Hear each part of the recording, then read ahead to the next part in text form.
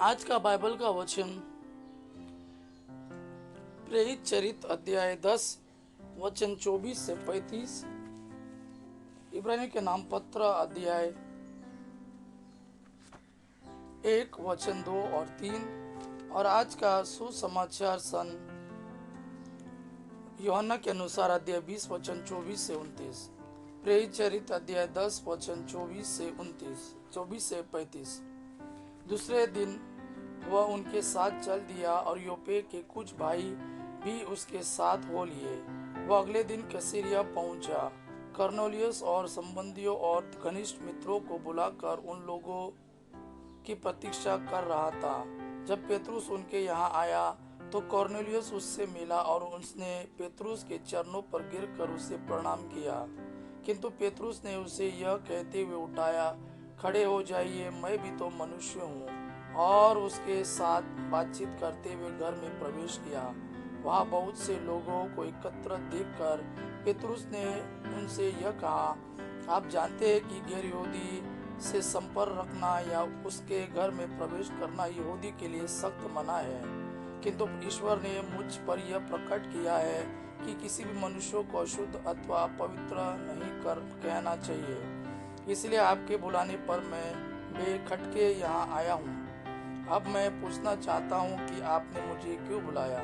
Cornelius ने उत्तर दिया, 4 दिन पहले इसी समय मैं अपने घर में संध्या की प्रार्थना कर रहा था कि उजले वस्त्र पहने एक पुरुष मेरे सामने आ खड़ा हुआ। उसने यह कहा, कॉर्नेलियस, आपकी प्रार्थनाएं सुनी गई है और ईश्वर ने आपके भिक्षा दानों को याद किया।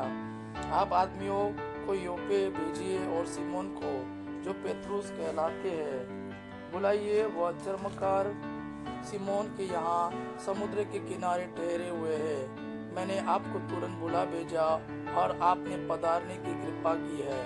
ईश्वर ने आपको जो जो आदेश दिए हैं उन्हें सुनने के लिए हम सब यहाँ आपके सामने उपस्थित है।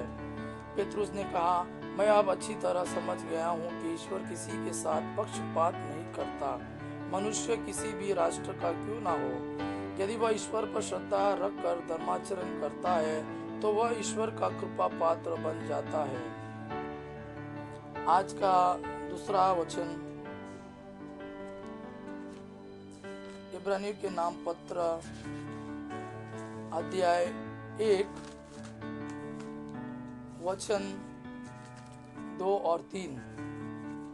अब अंत में वह हमसे पुत्र द्वारा बोला है। उसने उस पुत्र के द्वारा समस्त विश्व की सृष्टि की और उसी को सब कुछ का उत्तराधिकारी नियुक्त किया है। वह पुत्र अपने पिता की महिमा का प्रतिबिंब और उसके तत्व का प्रतिरूप है। वह पुत्र अपने शक्तिशाली शब्द द्वारा समस्त सृष्टि को बनाए रखता है। उसने हमारे पापों का प्रायश्चित किया और अब वह सर्वशक्तिमान ईश्वर के दाहिने विराजमान है। आज का सुसमाचार सन यूहन्ना के अनुसार अध्याय 20 वचन 24 से 29।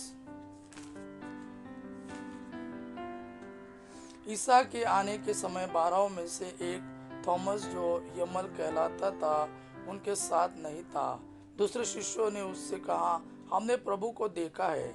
उसने उत्तर दिया, जब तक मैं उनके हाथों में कीलों का निशान न देख लूं, कीलों की जगह पर अपनी उंगली न रख दूं और उनकी बगल में अपना हाथ न डाल दूं, तब तक मैं विश्वास नहीं करूंगा। 8 दिन बाद उनके शिष्य फिर घर के भीतर थे और थॉमस उनके साथ था। द्वार बंद होने पर भी ईसा उनके बीच आकर खड़े हो गए और बोले, तुम्हें शांति मिले। तब उन्होंने थॉमस से कहा, अपनी उंगली यहाँ रखो, देखो यह मेरे हाथ है।